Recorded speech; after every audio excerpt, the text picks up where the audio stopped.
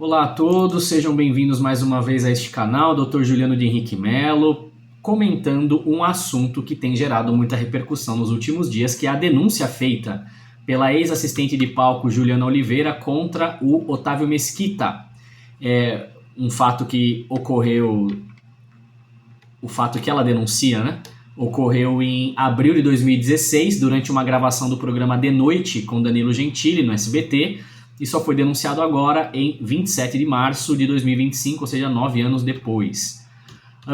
Antes de mais nada, é preciso dizer o seguinte: esse é um assunto que está sendo muito maltratado, porque está sendo muito mal compreendido.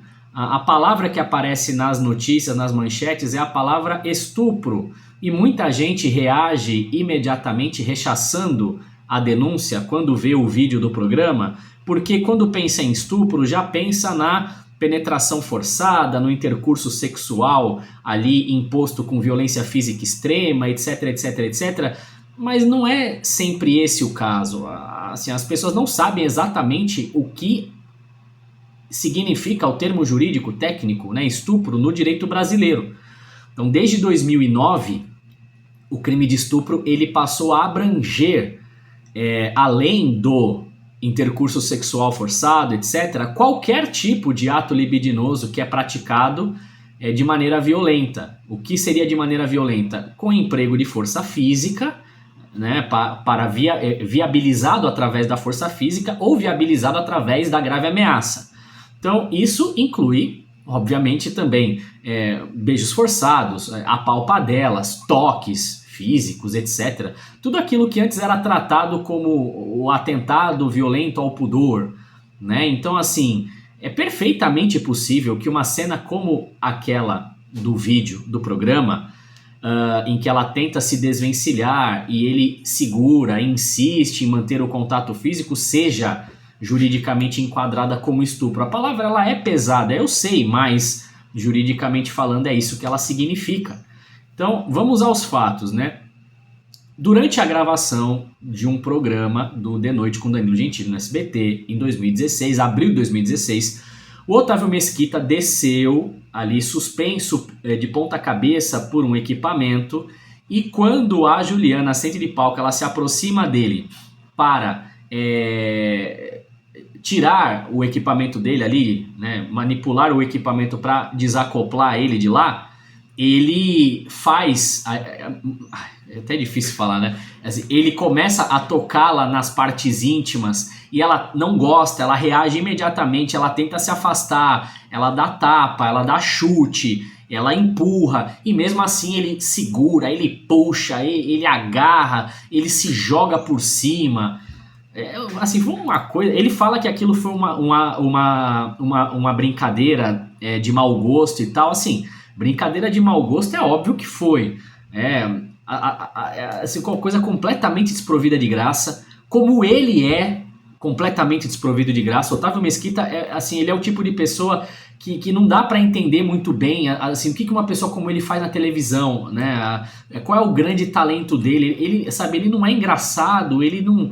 Sabe, é uma coisa completamente sem explicação, mas enfim, né? E aí a cena foi ao ar e causa estranhamento o fato da denúncia ser feita 9 anos depois, né? Então, aqui entra uma questão jurídica que ela é bastante relevante, que é o prazo para a representação criminal. Então, na época do fato, 2016, abril de 2016, o crime de estupro para investigação, processamento, etc., ele dependia da representação da vítima. O que significa isso? Uma autorização por escrito para que a polícia e o Ministério Público sigam adiante com a investigação e com a instrução da ação penal contra o suposto autor do fato. Então, essa representação tinha que ser feita no prazo de 6 meses, a partir do momento em que ela sabe quem era o autor do crime. Naquele caso, a data se confunde com a data da própria ocorrência do fato. Então, ela teria até outubro de 2016 para fazer essa denúncia, para promover essa representação. Isso mudou em 2018, 2019, com uma nova lei que transformou o crime de estupro num crime de ação penal pública incondicionada. Ou seja, é um crime que não depende mais da representação. Só que essa mudança, ela só vale para frente, ela não vale para trás. Então é da data da mudança para os fatos que vêm depois. Ela não abrange ali, ela não retroage para alcançar fatos pretéritos. Então, em regra geral, o prazo para a Juliana Oliveira representar criminalmente contra o Otávio Mesquita teria vencido em 2016 mesmo, em outubro. Só que aqui existe um detalhe muito importante, que é o seguinte: a defesa dela pode alegar, mas aí terá que provar, mas pode alegar que houve algum tipo de coação, de pressão, de obstaculização por parte da empresa para que ela não denunciasse o crime na época. Ou seja, a manifestação de vontade dela teria sido viciada naquela época, permanecendo viciada esse tempo todo até agora, quando ela foi demitida da empresa. Ela está fazendo essa denúncia agora, logo em seguida de ter sido demitida do SBT. Então, se essa tese for acolhida, o prazo de 6 meses para a representação, ele não começaria a contar lá naquela data, mas ele começaria a contar a partir do momento em que ela tem a autonomia pessoal, emocional, psicológica e jurídica para fazê-lo. Então, é algo que pode ser discutido. E é uma coisa assim bem plausível. Se vai ser aceita ou não, não sei. Mas que é plausível né? Ela tinha um emprego, um bom emprego, que ela queria manter, né? Se ela saísse dali, né? Perdesse aquele emprego, não conseguiria outro, né? Semelhante. Então o prejuízo ali seria única e exclusivamente dela. Ela, a vítima do fato, a vítima do fato, sendo punida, né, por ter cedido à pressão de não denunciar na época. Sendo que, conforme também é de conhecimento público agora, ela fez a denúncia internamente na empresa, certo? E a empresa não prestou o auxílio que deveria ter prestado na época. Então, inclusive, eu vi isso sendo falado pelo Igor Guimarães no programa do Ratinho, né? Quando o Ratinho comenta esse fato, e ele fala, não, olha, eu tenho conhecimento de que esse é um assunto que sempre perturbou a Juliana Oliveira, e ela trouxe para a empresa, e a empresa não deu o suporte que deveria ter dado. Então, se conseguir provar, né, se a defesa da Juliana Oliveira conseguir provar que houve esse vício na manifestação de vontade dela, então pode ser que o prazo de 6 meses para a representação, nesse caso, seja contado a partir do momento em que ela recupera a autonomia para fazê-lo, né, em que a manifestação de vontade dela finalmente é livre e não, né, naquela data. Um outro ponto que eu gostaria de destacar: está sendo muito utilizado em vários meios aí internéticos um vídeo em que ela aparece brincando com outros colegas, como por exemplo o próprio Danilo Gentili, ali apertando as nádegas dele e etc. E isso está sendo utilizado para deslegitimar a denúncia que ela está fazendo agora contra o Otávio Mesquita. Ah, tá vendo? Ela também brincava desse jeito. Então não pode aceitar essa denúncia que está sendo feita contra o Otávio Mesquita e tal. E isso simplesmente é ridículo. Uma coisa não tem absolutamente nada a ver com a outra. O fato de você manter certas brincadeiras com certas pessoas não autoriza que outras pessoas venham fazer as mesmas brincadeiras com você contra a sua vontade. Então, assim, o consentimento ele é específico, ele é circunstancial e ele é intransferível, né? Uma pessoa ela pode brincar com outra num contexto e não aceitar outro tipo de aproximação num outro contexto. Isso nem tem a ver com feminismo, isso tem a ver com justiça simples, né? Conceito básico de justiça.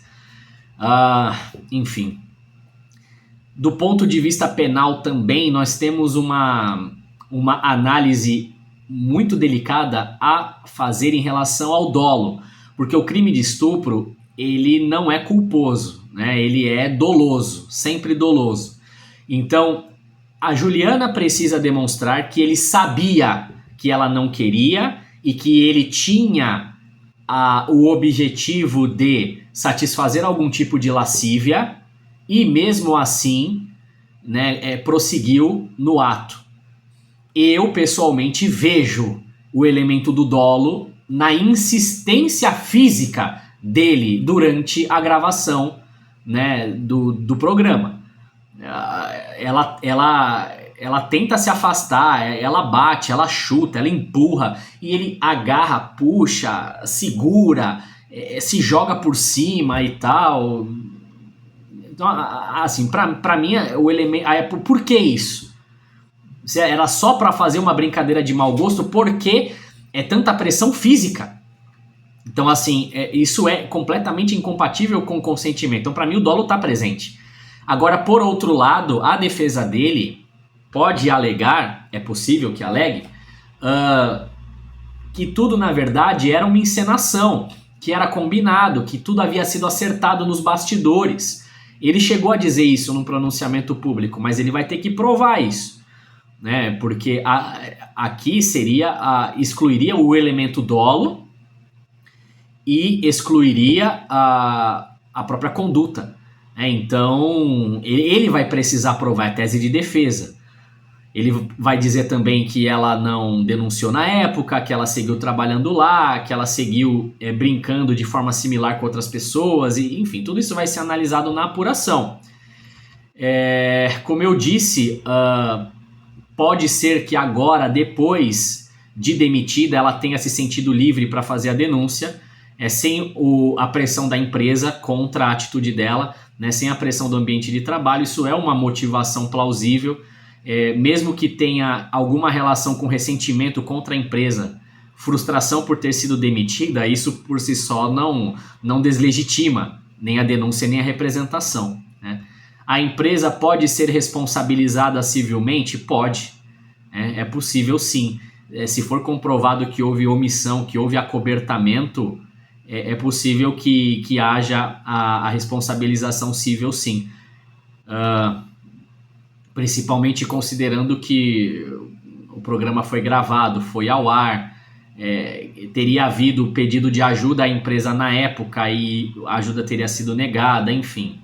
Esse é um caso bastante delicado, precisa ser tratado com seriedade, com frieza, não cabe julgar precipitadamente nem o Otávio Mesquita e também não cabe deslegitimar precipitadamente a denúncia da Juliana Oliveira. O papel do operador do direito, o que eu estou tentando fazer aqui é explicar os fundamentos jurídicos para quem assiste esse vídeo, né, a fim de que se possa compreender melhor aquilo que está sendo discutido e também, eu coloquei algumas opiniões pessoais de acordo com aquilo que eu vi nas imagens, então imagino que quem assista seja capaz de separar as duas coisas. Se você achou que essa explicação foi útil, peço para que você curta o vídeo, compartilhe com alguém que você acha que possa se interessar, se inscreva no canal, ative as notificações para que você possa receber um aviso sempre que eu fizer um vídeo novo. Se você quiser comentar, você pode comentar, desde que seja respeitoso, pode comentar. E muito obrigado mais uma vez, a gente se vê nos próximos vídeos. Um abraço.